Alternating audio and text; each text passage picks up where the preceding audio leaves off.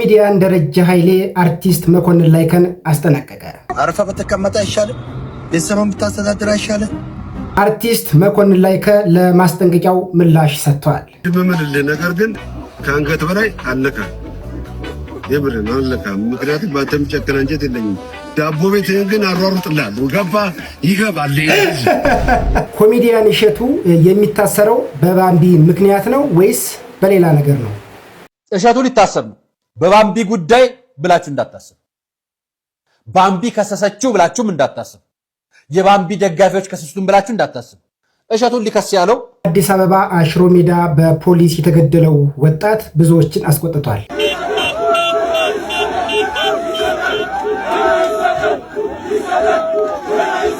በረከት ገበሬዋ ዝምታዋን ሰብራለች። በከባድ የሙስና ወንጀል ትፈለጋለች ተብሎ ፎቶዋ በፌዴራል ፖሊስ ወጥቶ የነበረው በረከት ወርቁ ወይንም በብዙዎች ዘንድ በረከት ገበሬዋ በመባል የምትታወቀው ግለሰብ ያልተጠበቀ ምላሽንም ሰጥታለች።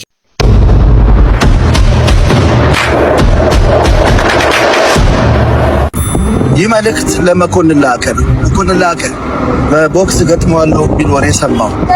አረፋ በተቀመጠ አይሻልም? ቤተሰብን ብታስተዳድር አይሻልም? ስጭህ 6 ወር ትተኛለህ። እዚህ ላይ አስቀምጬህ ረሳሃል ነው ያለ ቪዛ ዱባይ ምናምን መሄድ ፈልጋለሁ። ለማንኛውም አርፈህ ተቀመጥ። ወዳደራለሁ ካልክ ለዚህም አርቲስት መኮንን ላይከ ምላሽ ሰጥተዋል ማለት ነው። እሱን አይተን እንመለስ። እዚህ ላይ አስቀምጬህ ረሳሃል። ለማንኛውም አርፈህ ተቀመጥ። እንግዲህ ሳልፈልግ ጠይቀኛል። አንተ ደግሞ የጠየቅኝን የማሟላት ግዴታ አለብኝ። ስለዚህ ለዚህ ነው የምገድል። ካንተ ጋር የመጣላ ፍላጎት ኖረኝ አይደለም። እዝታን እስከ ዛሬ ድረስ በዘፈን ነው አይደለም ታውቀው። አሁን ግን በቦክስ አንድ ምምልልህ ነገር ግን ከአንገት በላይ አለካ የብርን አለካ። ምክንያቱም ባንተም ጨከና እንጀት የለኝም። ዳቦ ቤትህን ግን አሯሩጥልሃለሁ። ገባ ይገባል። ዳቦ ቤትህን ነው የማሯሩጥልህ። ከአርቲስት መኮንን ላይከና ከኮሜዲያን ደረጀ ኃይሌ ማን ያሸንፋል ብላችሁ ታስባላችሁ? መልሳችሁን በኮሜንት አስቀምጡልን። ኮሜዲያን እሸቱ የሚታሰረው በባምቢ ምክንያት ነው ወይስ በሌላ ነገር ነው? እሸቱ ሊታሰር ነው። በባምቢ ጉዳይ ብላችሁ እንዳታስብ። ባምቢ ከሰሰችው ብላችሁም እንዳታስብ። የባምቢ ደጋፊዎች ከሰሱትን ብላችሁ እንዳታስብ። እሸቱን ሊከስ ያለው የኢትዮጵያ አርቲፊሻል ኢንተለጀንስ ነው። ኢንስቲትዩቱ ህጋዊ ዕውቅና ካላቸው ተቋማት ውጪ ማንኛውም ግለሰብም ሆነ ድርጅት በሰው ሰራሽ አስተውሎት ኤአይ ዙሪያ ስልጠና መስጠት በጥብቅ የተከለከለ መሆኑን አስታወቀ። የኢንስቲትዩቱ ኮሚኒኬሽን ጉዳዮች ዳይሬክተር አቶ ተስፋዬ ዘውዴ እንደገለጹት እስካሁን ድረስ ለማንኛውም የግል ተቋምም ሆነ ግለሰብ የማሰልጠን ፈቃድ አልሰጠንም። ይህንን መመሪያ ጥሶ ስልጠና ሲሰጥ የተገኘ አካል በአዋጅ በተደነገገው መሰረት ህጋዊ ቅጣት እንደሚጠብቀው አሳስበዋል። አዋጅ ቁጥሩ 510/2014 በተሰጠው ስልጣን መሰረት በዘርፉ የማህበረሰቡን የማስተማርና ምቹ ምህዳር የመፍጠር ተልዕኮ የኢንስቲትዩቱ ብቻ ነው። ይሁን እንጂ ከሚቀጥለው ዓመት ጀምሮ ስልጠናው በዩኒቨርሲቲ ደረጃ መስጠት እንደሚጀምር ዳይሬክተሩ ፍንጭ ሰጥተዋል። ተቋማዊ ፈቃድ ሳይኖራቸው የሀገሪቱን የኤአይ ፖሊሲና ስትራቴጂ ሳይረዱ የሚደረጉ የማሰልጠን ሙከራዎችን ከእውቅና ውጭ መሆናቸውን ገልጸዋል። ህብረተሰቡ ራሱን አደናጋሪ ግለሰቦችን እንዲጠብቅና ለአላስፈላጊ ወጪዎች እንዳይዳረግ ጥሪ የቀረበ ሲሆን ማንኛውም ዜጋ ከዘርፉ ጋር የተያያዙ ጉዳዮችን ማከናወን የሚችለው ከኢንስቲትዩቱ ጋር በመቀናጀት ብቻ መሆኑን ተመላክቷል። የወንጀል ተጠያቂነትን ለማስቀረት ማንኛውም ስልጠና ከመጀመሩ በፊት ህጋዊ ፈቃድ ማግኘት ግዴታ መሆኑን ተቋሙ በድጋሚ አስገንዝቧል። የወንጀል ተጠያቂነት አለበት ብለውታል።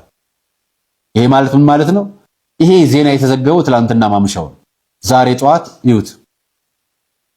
ወንድማችን እሸቱ መለሰ የኤአይ ስልጠና ቀጠሮ ሰጥቶናል። በድጋሚ ይሄ ዜና እሱ ነው የሰጠው። እሸቱ መቼም መታሰር ፈልጎ አይደለም ወይ መረጃውን አልደረሰው ከሆነ ወዳጆች አድርሱለት። መቼ መሰላችሁ ስልጠናውን የሚሰጠው? ከግንቦት 10 ጀምሮ ይሄንን ፕሮግራም ስቀርጽላችሁ በ7 ደቂቃ ልዩነት ነው ፖስቱ የተለጠፈው። ይሄ ዜና የወጣው ከ12 ሰዓት በፊት ነው። ማህበራዊ ሚዲያ ሞኔታይዝ እንደሚያደርጉ ወይ ደግሞ ይሄንን መረጃ ያልደረሰው ከሆነ አጋሩት፣ እንዳይታሰር ንገሩት ለእሸቱ። በአዲስ አበባ ሽሮ ሜዳ በፖሊስ የተገደለው ወጣት ብዙዎችን አስቆጥቷል።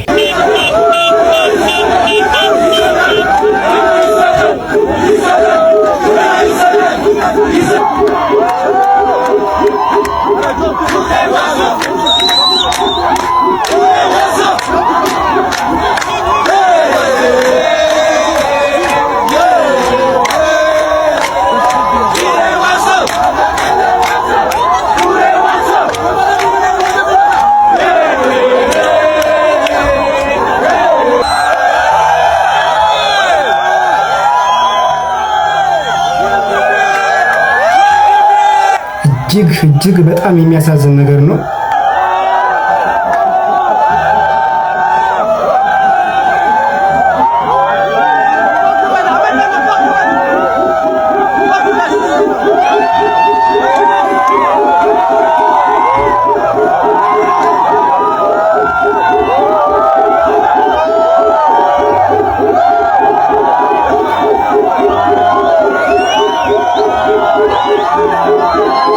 ይህንን ጉዳይ አስመልክቶ የአዲስ አበባ ፖሊስ ያወጣው መግለጫ አለ። እርሱን ላስመልክታችሁ። በሽሮ ሜዳ ምንድነው የተፈጠረው?